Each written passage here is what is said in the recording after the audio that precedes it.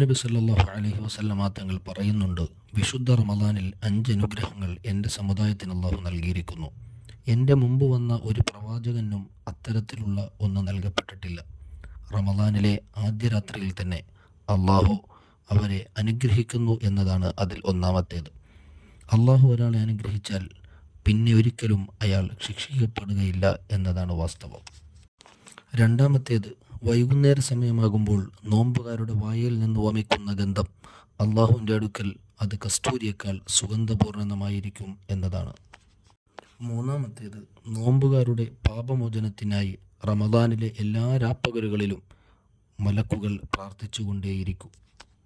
നാലാമത്തേത്, അള്ളാഹു സ്വർഗത്തോട് കൽപ്പിക്കും, സ്വർഗമേ, എൻ്റെ ദാസന്മാർക്കു വേണ്ടി നീ അണിഞ്ഞൊരുങ്ങുക. ഭൗതിക ജീവിതത്തിൻ്റെ ദുരിതങ്ങളിൽ നിന്ന് എൻ്റെ ഭവനത്തിലേക്കും ഔദാര്യത്തിലേക്കും വിശ്രമാർത്ഥം കടന്നു വരാൻ അവർക്ക് സമയമായിരിക്കുന്നു എന്ന്.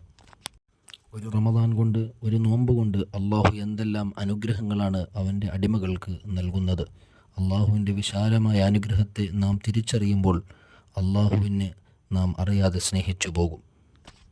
വിശുദ്ധ റമദാനിലെ അവസാനത്തെ രാവിൽ അവരുടെ പാപങ്ങളെല്ലാം അള്ളാഹു പുറത്തു കൊടുക്കുമെന്നതാണ് അഞ്ചാമത്തെ അള്ളാഹുവിൻ്റെ അനുഗ്രഹം.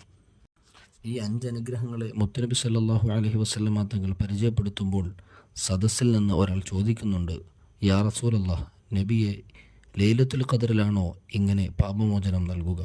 മുത്തുനബി സല്ലല്ലാഹു അലൈഹി വസല്ലമ തങ്ങളുടെ മറുപടി ഇങ്ങനെയാണ്, അല്ല, തൊഴിലാളികൾ ജോലി ചെയ്ത് കഴിയുമ്പോൾ അവരുടെ കൂലി പൂർണ്ണമായി കൊടുക്കുന്നത് കണ്ടിട്ടില്ലേ, അതുപോലെയാണ് എന്ന്.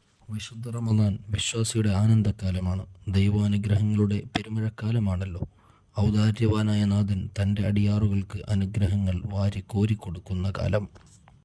നോമ്പുകാർക്ക് വേണ്ടി സ്വർഗം അണിഞ്ഞൊരുങ്ങുന്നതും മലക്കുകൾ രാപ്പകലുകളിൽ സദാ നോമ്പുകാർക്ക് വേണ്ടി പ്രാർത്ഥിക്കുന്നതും അവസാന ദിവസം നോമ്പുകാർക്കെല്ലാം പാപമോചനം നൽകുന്നതും തുടർന്നും അള്ളാഹുവിൻ്റെ അനുഗ്രഹങ്ങളിൽപ്പെട്ടതാണ്. സ്വർഗമല്ലാതെ നോമ്പുകാർക്ക് പ്രതിഫലമില്ലെന്നും നോമ്പെനിക്കുള്ളതാണ്, ഞാനാണതിന് പ്രതിഫലം നൽകുന്നതുമൊക്കെയുള്ള അള്ളാഹുവിൻ്റെ വചനങ്ങൾ നോമ്പിൻ്റെ മഹത്വത്തെ വിളിച്ചു കാണിക്കുന്നുണ്ട്. വിശുദ്ധമായ റമദാനിലെ ഒരൊറ്റ നോമ്പ് പോലും നമുക്കാർക്കും നഷ്ടപ്പെട്ടു പോകാതെ എല്ലാവിധ ജാഗ്രതയും നാം പാലിക്കേണ്ടതുണ്ട്. വിശുദ്ധ റമദാനിൽ നിന്ന് നമുക്കൊരു നോമ്പ് നഷ്ടപ്പെട്ടു പോയാൽ അതിനെ വീണ്ടെടുക്കാൻ കഴിഞ്ഞെന്ന് വരില്ല. അള്ളാഹു നമ്മുടെ നോമ്പുകളും നമ്മുടെ തറാവീഹുകളും നമ്മുടെ എല്ലാ സൽക്കർമ്മങ്ങളും അവൻ്റെ പൊരുത്തത്തിലായി അവൻ നമ്മിൽ നിന്ന് കബൂൽ ചെയ്യട്ടെ.